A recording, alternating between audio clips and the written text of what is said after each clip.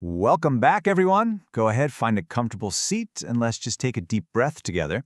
We are returning today to the inner architecture of the soul. Now, if you've been following Ariel's journey, you already know the absolutely profound magical transformations that happen within the walls of the present sanctuary. I want you to imagine being right back in that old century home. You know the one. You can literally smell that familiar, comforting scent of cedar and old paper drifting out from the secret library. As your guide today, I'm so thrilled to walk you through this explainer of Ariel's latest discoveries.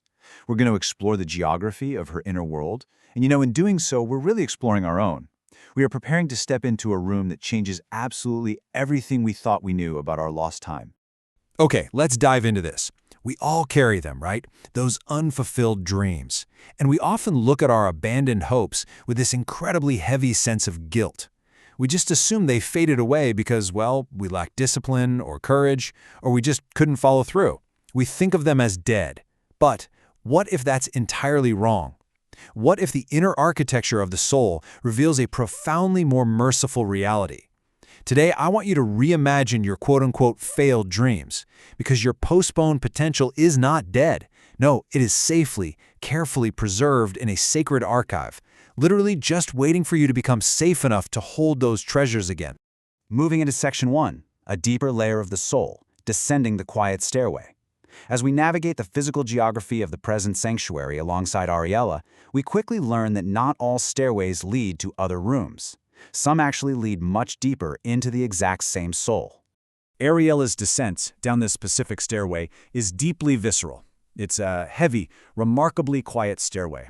And as she walks down, it feels like the present sanctuary itself is holding its breath, kind of shifting the landscape to lead her into a much more vulnerable layer of her inner world. She isn't alone, of course. Her golden lion guardian follows her, providing this silent, steady weight of protection right at her back.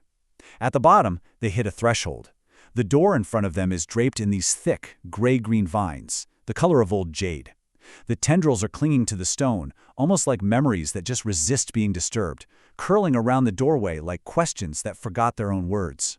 And carved into the stone arch above are the words, "The Chamber of Forgetfulness." In that brief moment of hesitation, Ariella actually feels the protective warmth of Jafel, pronounced JL, pressed right beneath her sternum. It feels just like a steady, reassuring hand placed over her heart in the dark, giving her the exact courage she needs to walk in.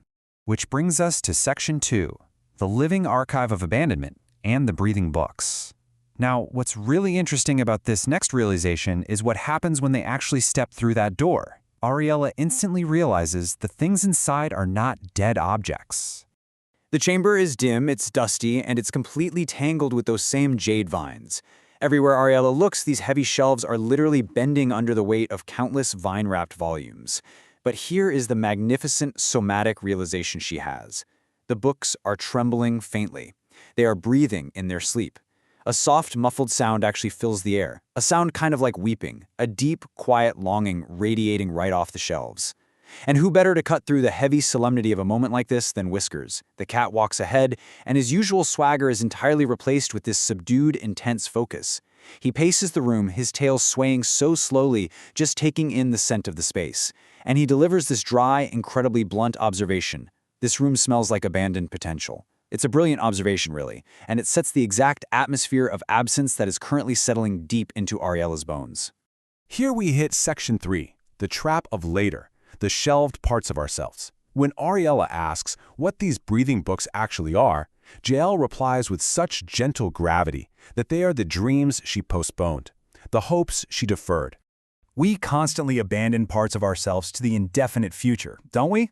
We tell ourselves, oh, I'll write that book later, or I'll take that trip later, or I'll be that fearless version of myself later. But later isn't a solution. It is a stalling tactic. Whiskers, perched up on a low, bending shelf, gives us this definition, and this brilliantly illustrates the whole concept. Later is simply where dreams go to nap for 40 years.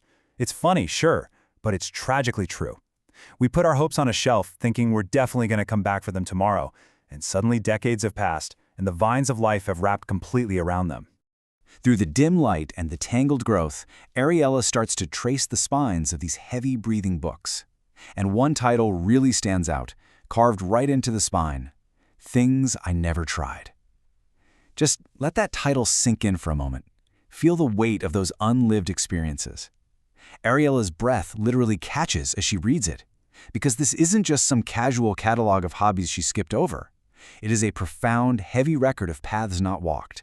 And then she sees another title, right next to it, The Girl I Was Before I Learned to Be Careful. When Ariella reads this, the words don't just register in her mind, they register entirely in her body. It hits her with a powerful somatic sensation.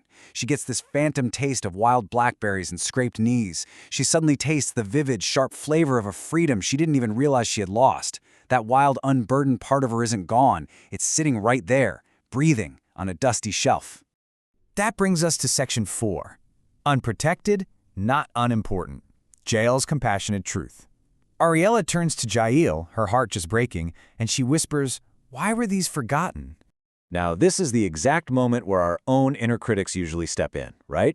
Our critic tells us we forgot our dreams because we were lazy, or maybe because the dreams were stupid and didn't matter anyway. But I want you to listen closely to Jael's warm, resonant, compassionate truth, because it dismantles that harsh judgment completely. They were not forgotten because they were unimportant. They were forgotten because they were unprotected. Wow. Those words settle into the dusty air of the chamber, so heavy and profound. We tuck our dreams away not because we are failures, but because our external environments, our relationships, or our necessary survival strategies simply did not provide the safety those dreams needed to thrive. You put them in the archive to keep them safe, until you were safe. Section 5. Reclaiming the waiting pages and the blank book. With Jael's words comforting her, Ariella reaches out. She gently unwinds a single jade vine from a slender volume. And instead of a story of failure, she opens it to find blank, waiting pages. The story isn't over. As Ariella holds this waiting book tightly to her chest, Janelle's voice anchors her in the room. Forgetfulness is not your enemy. It is your archive. So the crucial point is Ariella doesn't instantly feel healed or fixed in this moment. That's not how it works. Instead, the sensation of remembering feels like ink miraculously reappearing on a faded map. The coastlines of her true self, her forgotten country, are finally emerging from the fog. Jael offers this beautiful final vow to Ariella, and really to all of us. You are not required to return to the exact person you used to be. You don't have to somehow travel backward in time and become your 18-year-old self again. That's impossible. Instead, your invitation is simply to reclaim what was true and let it breathe. Those quieted parts of you didn't die. Give them permission to inhale the air of your life today. Before we leave the Chamber of Forgetfulness today, I want to pivot directly to you. Here are 5 lifelines, 5 actionable growth challenges based on Ariella's journey for you to safely embrace your own postponed potential. First, descend to your soul's deeper, vulnerable layer. Don't be afraid of that quiet stairway. Second, recognize your abandoned dreams are alive, not dead. They're just breathing quietly. Third, stop abandoning yourself to the trap of later. Please don't let your dreams nap for 40 years. Fourth, radically forgive yourself. Remember Jael's wisdom. Your dreams were unprotected, not unimportant. And fifth, open the archive. Reclaim your waiting pages because the story is absolutely still yours to write. Let's move to and see how this builds into practice right now. I want to challenge you with a stepping stone exercise. Take out a piece of paper today and write down the part I forgot was, and identify that dream, that hobby, that wild blackberry flavor of yourself. Then, right below it, write, one small way I can invite it back into my life this week is, it doesn't have to be massive, just a gentle, small action to show that part of yourself that it is finally safe to come out of the archive. As you step out of the chamber of forgetfulness and back into the reality of your day, I want to leave you with this sacred, grounding mantra. This is a rhythm line to carry with you whenever you catch yourself delaying your life. Say it with me. I remember what is mine. I welcome my becoming. Nothing true is ever lost. What an absolutely incredible descent into the soul today. I truly hope you walk away feeling lighter, knowing your potential has just been waiting for you to become a safe harbor. Thank you so much for joining me for this explainer of Ariel's world. I warmly invite you to return next time for our next Ink and Fire session, where we're going to continue to explore the magical, transformative rooms of the present Sanctuary Chronicles. Until then, go open a book from your own archive. Your pages are waiting. What story will you finally write?